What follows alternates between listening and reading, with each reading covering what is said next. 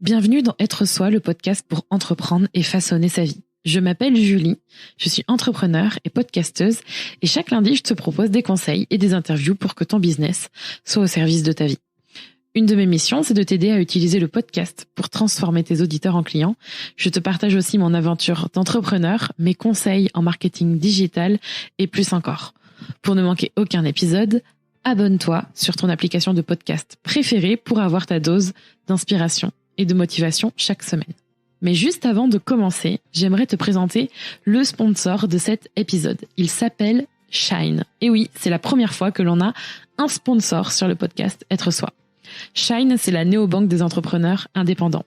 Et c'est la nôtre aussi, pour remplacer notre ancienne banque traditionnelle. Et je peux te dire que c'est bien mieux comme ça. Avec Shine, on a un compte bancaire 100% en ligne, mais aussi un copilote pour nos tâches administratives et des assurances plutôt pratiques quand on est à son compte. Pour ma part, j'aime particulièrement pouvoir suivre mon compte avec leur application mobile en temps réel et en plus l'équipe du service client répond rapidement quand j'en ai besoin et ça c'est top. L'abonnement Shine débute à 3,90 € par mois et pour toi, en tant que auditeur ou auditrice du podcast Être Soi, tu as 2 mois offerts sans engagement via shine.fr/Kinoko et tu peux retrouver le lien pour en profiter dans la description de cet épisode. Quand on veut lancer un projet, on a toujours envie de faire de son mieux. J'ai envie de dire c'est normal, on a envie de donner le meilleur de soi-même. Et souvent, on se perd dans une course à la perfection parce qu'en fait, on s'aperçoit que c'est jamais assez. Ou du moins, on se dit qu'on peut faire toujours plus, qu'on peut faire mieux, qu'on peut aller plus loin. Et je me suis aussi retrouvée dans cette course à la perfection et dans cette envie de mieux faire, toujours plus. Et au final, eh bien, je ne faisais rien parce que ce n'était jamais assez. Alors, comme on dit, il vaut mieux faire que faire parfait. Et c'est pour ça que dans cet épisode, avec Rémi, nous allons te dire ce dont ton podcast n'a vraiment pas besoin, surtout si tu commences. Et tu pourrais avoir des surprises, je pense, avec cet épisode. C'est pour ça qu'on a plaisir à le faire et on va pouvoir te partager tout ça. Donc, comme je l'ai dit, je suis avec Rémi aujourd'hui. Coucou. Et si vous avez écouté d'autres épisodes, j'ai eu de bons retours. J'ai eu des messages privés sur Instagram, des mails et même en commentaire disant que Rémi était la voix de la sagesse, que il droppait des trucs super intéressants. Bref, Rémi hoche de la tête et lève les yeux au ciel, n'accepte pas les compliments. Il y a aussi des gens qui préféraient quand ils étaient seuls avec toi, comme une conversation au téléphone. Hein. Donc je suis un peu de trop, parfois, pour certains, mais tant pis. Moi, j'apprécie beaucoup le faire avec toi et c'est important dans aussi dans notre façon de communiquer et c'est aussi ça que votre podcast n'a pas besoin, c'est un truc que j'ai pas du tout préparé. Votre podcast n'a pas besoin d'être toujours le même du début jusqu'à la fin. D'ailleurs, si tu tombes sur cet épisode et que c'est le premier que tu écoutes, je t'invite fortement à écouter les premiers épisodes et même ceux au milieu, genre le 1, le 50 et le 100 et tu verras les grosses différences avec celui d'aujourd'hui. C'est hyper intéressant, mais ce n'est pas le sujet du jour, mais c'était un petit point bonus. Et pourquoi on a l'impression que un podcast, ça a besoin de plein de choses pour fonctionner. Est-ce que tu as un avis sur la question avant qu'on puisse donner justement les quelques clés qu'on a à donner aujourd'hui? À ton avis, pourquoi un podcast, c'est un truc qu'on idéalise? Est-ce qu'il y a des clichés sur le podcast? On doit le faire d'une certaine manière? Mais je pense que c'est pour toutes les choses de la vie en règle générale, mais d'autant plus sur la création de contenu et tout ce qui concerne la communication sur Internet, en fait. Ce que je veux dire par là, c'est qu'effectivement, dans toutes les choses de la vie, on a l'impression que pour réussir, il faut qu'on ait le meilleur matos disponible, comme si le talent, finalement, ne découlait pas tellement de toi, mais qui découlait, en fait, juste du matos. Et je dis dans la vie de tous les jours, parce qu'effectivement, quand on parle de dessin, parfois, avant même de commencer à dessiner, tu vas te dire « Attends, d'abord, il faut que je m'achète les meilleurs feutres, les meilleurs crayons, et après, je pourrais commencer à dessiner, parce que si je dessine juste avec mon pauvre crayon à papier ou crayon de bois. Oui, je dis selon crayon les de bois. Bretons. Oh purée, ça va être un sujet. Crayon gris. Je dis aussi, j'ai plein Crayon de... gris, crayon de bois, crayon de papier. Vous choisissez votre crayon, il n'y a pas de problème. Mais tout ça pour dire que ouais, il y a beaucoup de gens qui veulent pas dessiner tant qu'ils n'ont pas les meilleurs feutres du monde. Et c'est pareil pour la photo. Il y a des gens, ils veulent pas commencer à prendre des photos tant qu'ils n'ont pas le meilleur réflexe. Et la vidéo. Et effectivement, sur Internet, c'est d'autant plus le cas parce que Internet, il y a un gros côté technique, évidemment. Il y a un aspect... la technologie a une grande part dans la communication sur Internet. Et lorsqu'il est question de prendre un contenu du réel pour le mettre sur Internet, forcément, il faut passer par un biais technologique, quoi, un objet. Tu peux pas mettre ta voix sur Internet par la magie de la télépathie, tu vois. Waouh. T'as forcément besoin d'un appareil. Et donc, on va cacher notre peur de se lancer, de commencer, d'essayer. On va la cacher derrière ce truc de il me faut absolument le meilleur matos avant de commencer. Sinon, ça vaut pas le coup et ça sert à rien. Alors que, en fait, non, t'as juste besoin de ta motivation, t'as juste besoin de ta voix pour commencer ton podcast. Et oui, certes, un bon appareil va t'aider à améliorer ta qualité, mais en aucun cas, c'est une obligation que la qualité de ton podcast doit être top niveau maximal, optimal dès que tu commences. Tu veux dire la qualité audio comme vous pouvez l'entendre avec ce qu'on a aujourd'hui. Dès que tu commences, il faudrait que ta voix elle ait une qualité remarquable et qu'on ne trouve nulle part ailleurs. Alors que, non, pas du tout. Et je reprendrai un message que Gary Vee donne régulièrement. En ce moment, Rémi, alors, à ma plus grande surprise, Rémi regarde et écoute Gary Vee. On vous mettra la référence. Si vous ne savez pas du tout de qui on parle, parce que je pense qu'il y en a certains et certaines qui ne savent pas. Mais c'est de loin la personne. Et d'ailleurs, parenthèse, que tu disais qui avait l'air tout le temps énervé et qui te saoulait. Alors. Après, c'est pas parce que je cite Gary Vee que là on est en train de partir ailleurs, mais c'est pas grave, je réponds quand même à ta question. C'est pas parce que je cite Gary Vee que j'estime que c'est le meilleur modèle du monde et que je veux devenir le Gary Vee français, tu vois. Non, mais ça m'étonne quand même. C'est juste qu'il y a des messages que j'apprécie. Ok. Comme plein d'autres personnes, tu vois, il y a des gens qui peuvent dire des messages et je trouve qu'ils sont cool et j'ai envie de les réutiliser, de dire voilà, cette personne elle a dit un truc super intéressant. Qu'est-ce qu'il a dit ? En revanche, Gary Vee, il y a plein d'aspects qui me dérangent effectivement et sous couvert de vouloir un peu bousculer les gens, il y a des moments je trouve que ça manque un peu d'empathie, mais bon, ça c'est personnel. Voilà. Bon, qu'est-ce qu'il a dit ? Et tout ça pour dire que Gary Vee a dit en fait, c'est quelqu'un qui lui demandait c'est quoi le mieux, ne pas poster sur les réseaux sociaux. Je me souviens de ça. Ou quand même poster, même si c'est une photo ou une vidéo un peu moche, mais poster. Et il lui a dit, c'est la deuxième option, le plus important, c'est de poster ton message, même si la qualité de ta vidéo ou de ta photo derrière, elle est pas top. Parce que ce qui est important, c'est pas la forme, c'est le message que tu veux transmettre. Parce que la valeur de ton message, elle n'est pas... elle dépend pas de la qualité de ton audio ou la qualité de ton visuel. En fait, même si l'emballage est dégueulasse, à l'intérieur, le contenu, il reste le même, quoi. Donc, peu importe que ce soit un emballage incroyable ou un pauvre petit papier cadeau dégueulasse, ça change rien par rapport à la valeur du message qu'il y a dedans. Donc, effectivement, si tu as de la valeur à transmettre, si tu as un message à transmettre, il faut pas attendre d'avoir le meilleur micro du monde parce que en fait ton message il restera le même. Ça fait une bonne transition parce que du coup c'était vraiment l'une des premières choses que ton podcast n'a vraiment pas besoin, c'est un micro super cher. Alors vous allez peut-être vous dire ouais mais vous êtes c'est quoi là votre façon de nous prendre de haut avec vos micros, parce que oui on a des micros de bonne qualité, pas forcément le très haut de gamme, mais on a un enregistreur Zoom, bref on est vraiment on est bien, je veux dire on est bien en termes de matériel, donc vous seriez en droit de dire ouais mais franchement vous abusez à dire que il faut pas un super bon micro pour faire un podcast, ou qu'il faut pas un micro pour faire un podcast. Parce que comme tu l'as dit, c'est pas forcément la forme, c'est le fond qui compte. Et moi, je dirais oui. quand même, c'est le fond et pas forcément la forme qui compte. Certes, c'est important d'avoir un audio de qualité. On a toujours envie de s'améliorer, on a toujours envie d'investir dans des choses qui nous permettent de nous faciliter la vie, de nous faire gagner du temps, de permettre d'avoir justement un bon son, là, comme on va parler de podcast. Mais ça ne fait pas tout.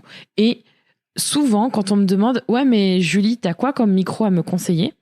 Ben moi, j'ai plutôt tendance à demander qu'est-ce que tu as en fait et qu'est-ce que tu as comme budget. Et si la personne me dit « Franchement... j'ai pas forcément envie de beaucoup investir, j'ai envie de commencer avec ce que j'ai, mais sans forcément le dire comme ça.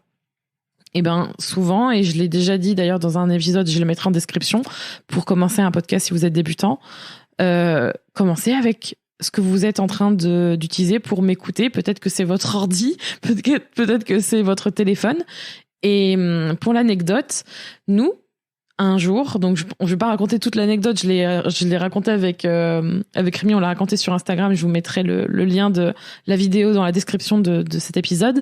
Mais un jour, et pourtant ça faisait plusieurs épisodes qu'on avait déjà commencé le podcast Être Soi.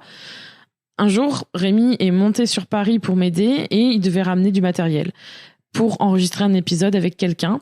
Et je ne sais pas ce qui s'est passé, il n'avait pas le matériel.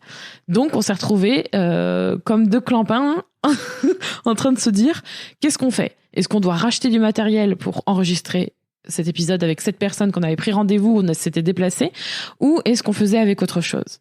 Eh bien, on l'a fait avec notre téléphone portable et on l'a enregistré. Vous pouvez aller l'écouter, c'est l'épisode 67.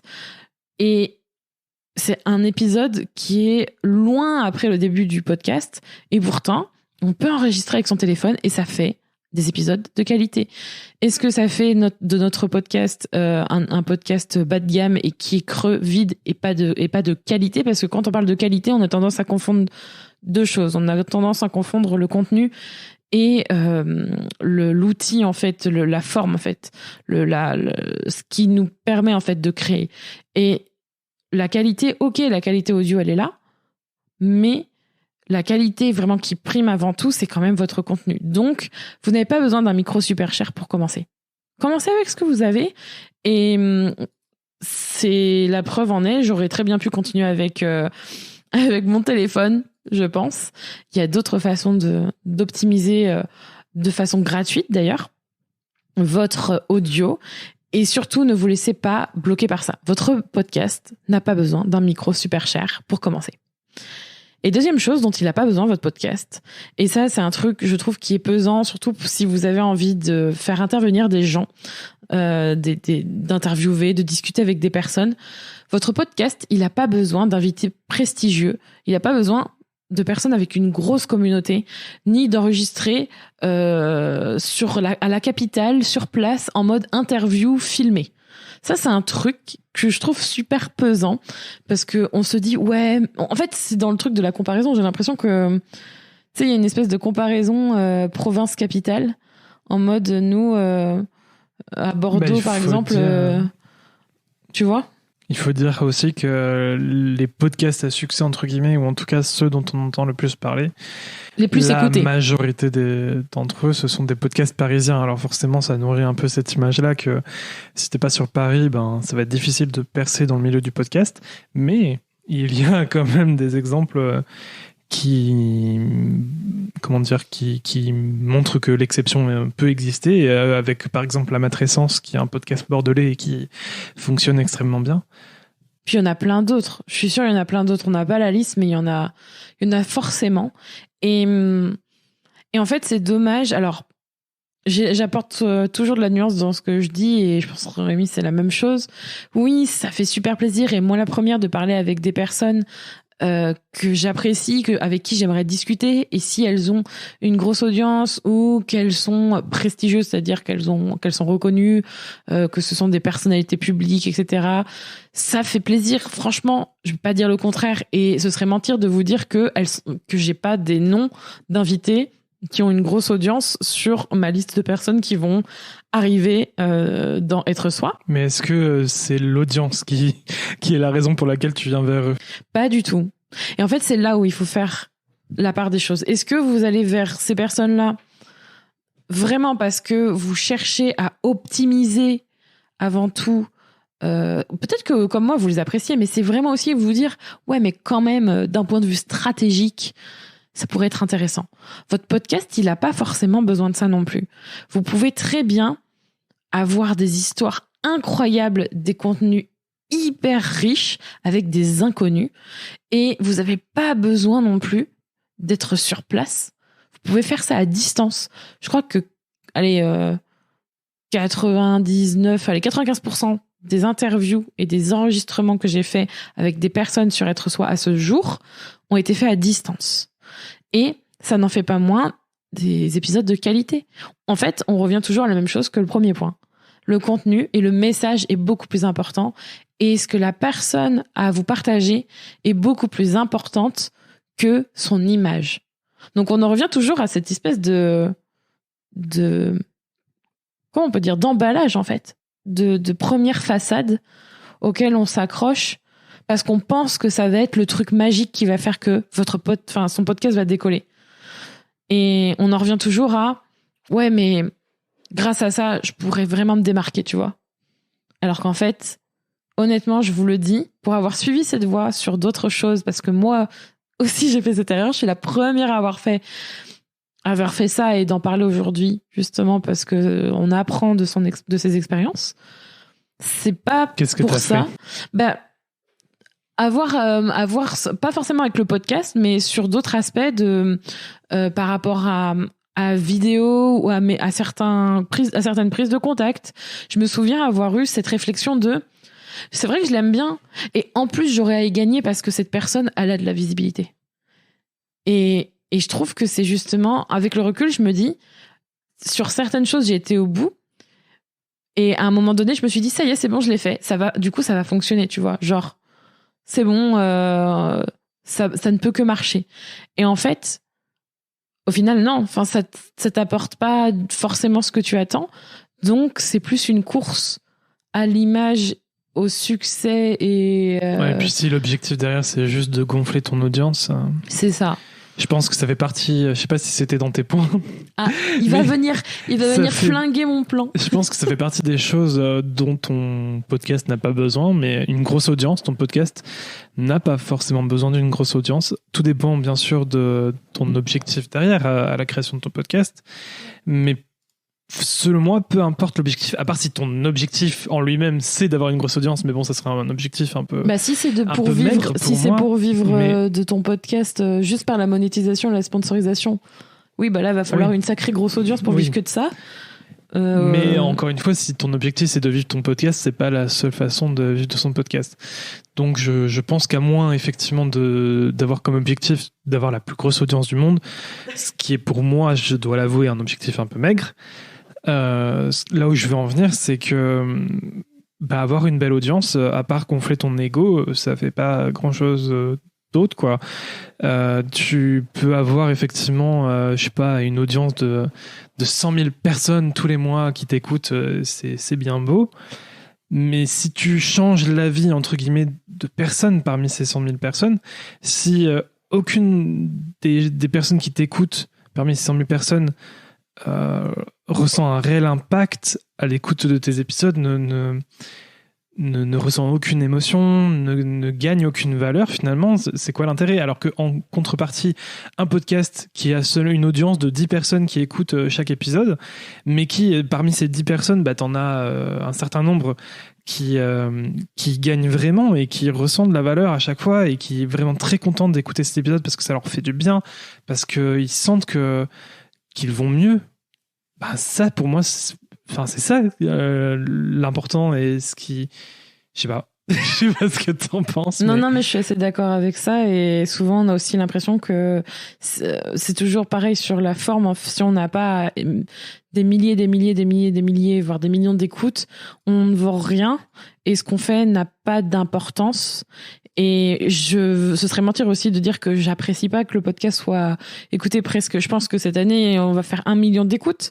Mais j'adore, mon ego est flatté, tu vois, de voir ces chiffres-là. Je me dis, c'est fou. En même temps, je suis très flattée. Mais je crois que je suis encore plus touchée d'avoir les retours écrits des personnes partout, en fait, tous les jours. Je crois que... Oui, et tu vois, si t'avais juste 10 écoutes, mais autant de retours, tu serais autant contente. Franchement, oui, ça, franchement, j'ai Après, pas les mots. bon, peut-être que c'est un autre sujet aussi, mais je trouve que ça... Il est en train de me flinguer mon épisode. Non, mais c'est intéressant aussi de faire attention avec ce sentiment-là quand même, parce qu'on pourrait partir dans une course à la reconnaissance, tu vois. Genre, tu crées un podcast pour être reconnu, pour que les gens te fassent justement des retours en te disant « ça me fait tellement du bien ce que tu fais, continue, tout continue ». Et effectivement, il peut y avoir une forme de dépendance qui se crée sur cet aspect-là, et ce serait un peu dommage. Je pense effectivement que c'est quand même important, quoi qu'il arrive, si tu as une envie profonde de partager ton expérience, les valeurs qui te sont importantes pour toi et que tu sais que tu peux transmettre, bah c'est top, et il faut le faire, parce que on n'est pas dans ce monde pour être égoïste et garder juste les choses pour nous, tu vois. On est des êtres sociaux, donc forcément il faut échanger avec les gens, et chacun on parvient à évoluer en se nourrissant d'une certaine façon de l'expérience des autres.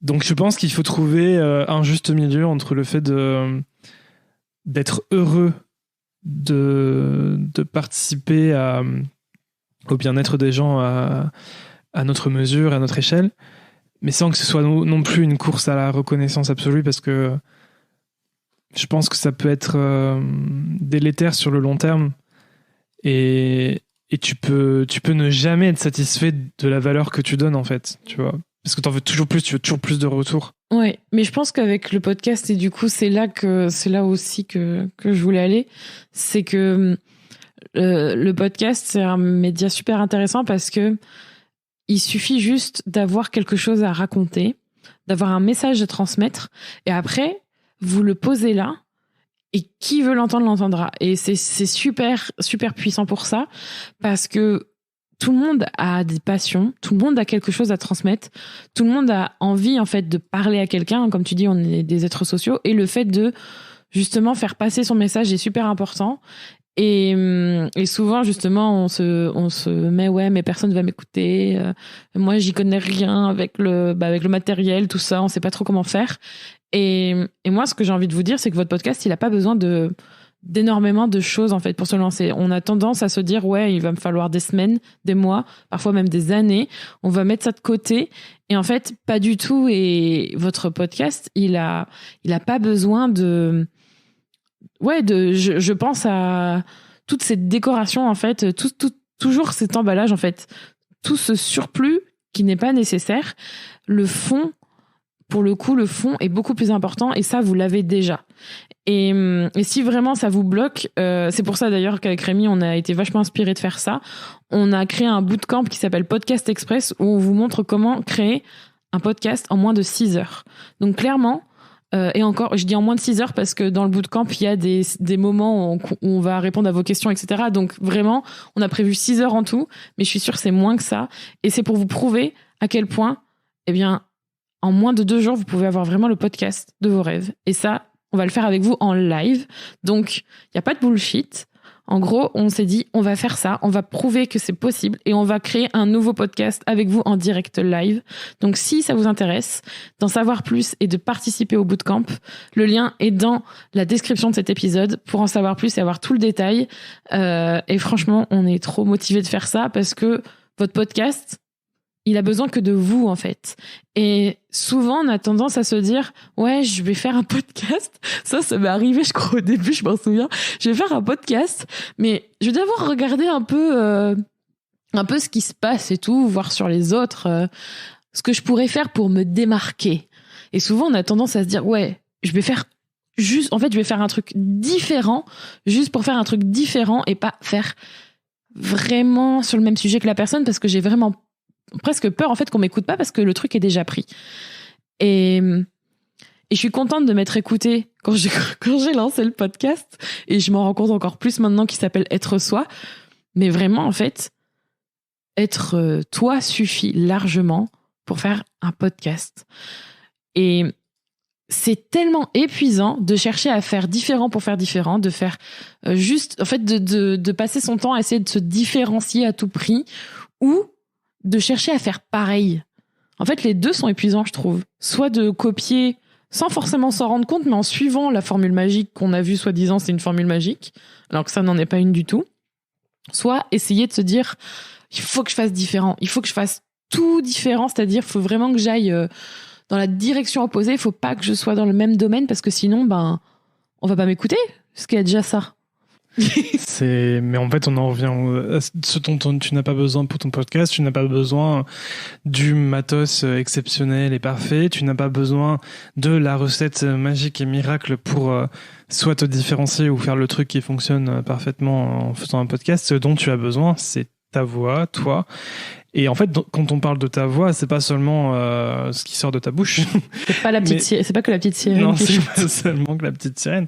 Mais ta voix, c'est aussi ce qui te fait éprouver de la joie, c'est ce qui t'intéresse, ce qui te plaît, ce qui te motive. C'est ça ce dont tu dois suivre. Et dans Podcast Express, c'est justement en fait tout le sujet. On est là pour guider les personnes qui nous rejoignent dans ce bootcamp pour que vous autorisiez à suivre votre voie, à suivre ce qui vous fait kiffer en fait. C'est vraiment tout le truc. Je pense qu'on a mis du temps, nous, à nous autoriser justement à suivre notre joie, à suivre ce qui nous faisait kiffer et pas se dire ouais, il faut absolument qu'on suive la recette des businessmen parfaits. Genre on était cachés derrière notre stratégie très longtemps. Je pense genre on a fait une stratégie, on l'a réfléchi à fond, maintenant il faut qu'on y aille, mais je pense que quand on fait ça, on coupe tout en fait. On suit une décision qu'on a prise un jour et tout le reste de, je sais pas, moi, ça peut être sur 6 mois, 1 mois, ça dépend qu'est-ce que vous faites, mais vraiment, j'ai cette sensation-là. Et je tiens à dire aussi que c'est important. Alors, ça paraît un peu gnangnan, je pense, peut-être pour certains, mais votre expérience a énormément d'importance. La façon dont vous voyez les choses est unique et a beaucoup de valeur et elle résonnera dans la tête des gens, dans les oreilles des gens, dans le cœur des gens, vraiment ça va les impacter et c'est important si vraiment vous avez un message et que vous avez envie de transmettre quelque chose, déjà de vous dire que votre parole a de la valeur et elle en a de la valeur et votre expérience en a, votre façon de voir les choses en a, donc il est temps de la transmettre, c'est très important. Ouais, et puis on a souvent l'impression que ce qui nous paraît facile ou ce qui nous paraît évident, ça l'est aussi pour tout le monde, alors qu'en fait, c'est pas du tout le cas. C'est vrai. Justement, souvent, les choses qui vous paraissent les plus simples, les plus faciles, les plus évidentes pour vous, eh bien, en fait, c'est peut-être justement un de vos champs d'expertise, et donc c'est toute la magie du truc de s'en servir, si ça vous plaît et si vous aimez ça, de s'en servir pour la transmettre aux gens, parce qu'en fait vous allez pas vous en rendez peut-être pas compte, mais vous allez aider plein de gens en fait si vous autorisez à le faire. J'ai trop envie de partager un exemple, mais je crois que je t'en ai parlé de ma kiné. Je sais pas si elle écoutera cet épisode, c'est pas grave, mais je suis allée voir ma kiné et je parle de ma vie avec elle, voilà, pendant les 30 minutes, 1 heure que l'on a, et forcément au bout d'un moment on a parlé podcast et c'est vrai que voilà, elle avait l'air intéressée, elle se dit ouais, un podcast c'est quand même cool tout ça, mais finalement comment dire, elle me disait tout le monde sait ce que c'est en fait, la kiné, en fait j'aurais rien à raconter. Et moi je lui dis mais moi la kiné je connais rien et là par exemple pendant la période de confinement ça m'aurait fait trop plaisir d'avoir eu des contenus audio pour m'expliquer comment faire justement pour garder la motivation ou m'écouter ou faire en sorte de prendre soin de moi à travers ce prisme-là, parce que pour moi la kiné c'est du charabia quoi. Moi si on m'explique pas les choses, je n'ai pas tous les savoirs ni tout, enfin je suis comme tout le monde, je connais pas tous les trucs sur terre, et quand on a un besoin, c'est bien de pouvoir trouver ce qu'il nous faut, notamment en podcast, et du coup ça m'a percuté parce que elle du coup elle est experte dans son domaine, et je pense que nous à notre échelle c'est pareil, il y a des choses qui nous paraissent évidentes et en fait il faut toujours se placer se mettre à la place d'un débutant, de quelqu'un qui n'y connaît vraiment rien, et se dire que vous pouvez lui apporter énormément, vraiment. Et souvent, on a tendance à l'oublier, ça, comme tu le dis, parce que on est tellement expert ou ça nous paraît tellement évident qu'on voit pas du tout les choses. Donc votre podcast, au final, il a besoin de vous. Il a besoin de vous. Je pense que vous avez un téléphone. Je pense que vous avez aussi la parole. Enfin, du moins, je l'espère. Et aussi, vous êtes là à nous écouter. Donc, j'avais envie de vous laisser avec une question pour terminer cet épisode. J'avais envie que vous vous demandiez pourquoi je n'ai pas encore lancé mon podcast. Et avec cette question, j'aimerais vraiment que vous creusiez et que vous vous demandiez justement qu'est-ce qui vous bloque, qu'est-ce qui fait en sorte que vous ne passez pas à l'action et que vous creusiez cette question pour faire en sorte justement de décoincer tout ça et enfin de passer à l'action. Merci d'avoir écouté cet épisode d'Être Soi. Tu peux retrouver les notes de cet épisode ainsi que tous les épisodes d'Être Soi sur juliekinoko.fr. Pour soutenir le podcast, je t'invite à noter, commenter et partager le podcast Être Soi sur ton application de podcast préférée comme Apple Podcast par exemple. Ton soutien est important pour permettre à d'autres personnes de mettre leur business au service de leur vie. On se retrouve pour un prochain épisode très bientôt. En attendant, prends soin de toi.